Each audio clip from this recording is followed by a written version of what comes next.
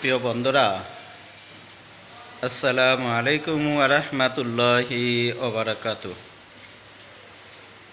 আশা করি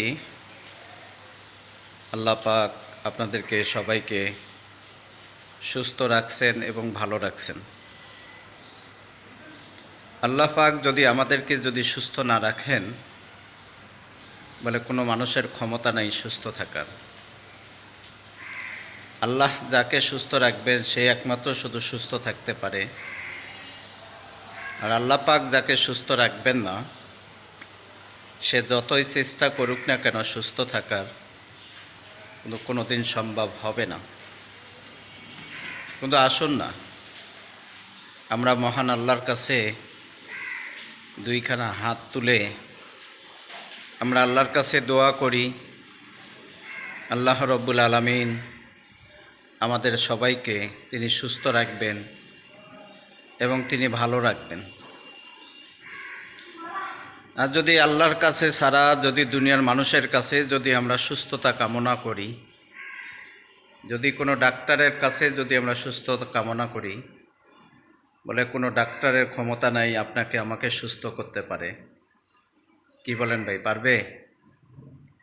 বলে কোনো ডাক্তার কেন, বলে ডাক্তারের দাদারও কোনো ক্ষমতা নেই কাউকে সুস্থ করতে পারে। কিন্তু আল্লাহ তাআলা যাকে সুস্থতা দান করবেন সে শুধু সুস্থ হবে, আর আল্লাহ পাক যাকে অসুস্থ করবেন সে বলে একমাত্রই শুধু অসুস্থ হবে। বলে এগুলা কার হুকুমে হইতেছে? বলে আল্লাহ তাআলার হুকুমে প্রতিটা মানুষ তারা সুস্থ হচ্ছেন, অসুস্থ হচ্ছেন। কিন্তু আজকে মানুষ আমরা কেন সেগুলো বুঝি না, আর সেগুলো কেন আমরা বোঝার চেষ্টা করি না। কিন্তু আমাদেরকে একটা জিনিস চিন্তা করতে হবে যে আমাদেরকে আল্লাহ তাআলা তিনি আমাদেরকে সুস্থ রাখেন এবং তিনি ভালো রাখেন।